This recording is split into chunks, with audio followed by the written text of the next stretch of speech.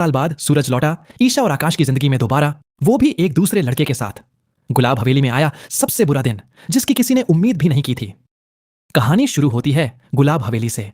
सूरज आकाश की शादी वाले दिन गुलाब हवेली में जाता है और ताऊजी से बदला लेने के लिए जाता है, क्योंकि यह शादी ताऊजी की वजह से हो रही थी, जैसा कि मैंने पिछली वीडियो में बताया था।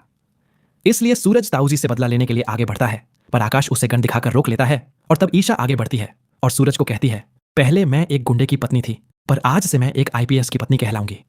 ये सुनकर सूरज ईशा से बहुत ज्यादा गुस्सा हो जाता है, और उससे भी ज्यादा वो गुस्सा होता है अपने आप पर, क्योंकि सूरज की नजर में अब ईशा उसे इसलिए छोड़कर गई थी क्योंकि वो एक गुंडा था और कभी आईएएस नहीं बन पाया था। सूरज सब कुछ छोड़कर, शहर छोड़कर चला जाता है आईएएस बनने के लिए। अगर आपको ईशा सूरज का प्यार सच्चा लगता है तो ईशा लव सूरज के नाम से कमेंट सेक्शन को भर दो, ताकि सीरियल मेकर्स खुद सूरज ईशा को एक कर दें। अब जानते हैं आगे क्या होगा। और वहीं दूसरी तरफ ये दिन गुलाब हवेली के लिए बहुत बुरा बन गया, जिसकी किसी ने कल्पना भी नहीं की थी।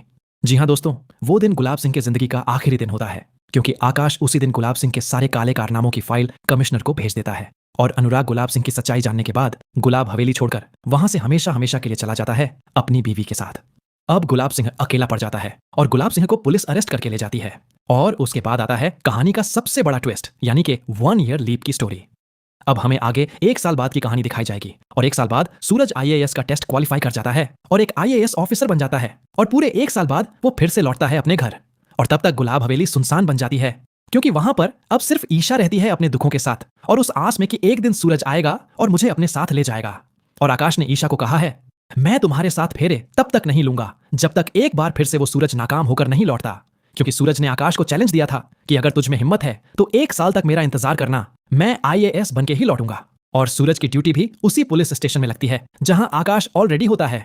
सूरज सबसे पहले जाता है आकाश के घर पर, क्योंकि वहां पर होने वाली होती है आकाश और ईशा की शादी।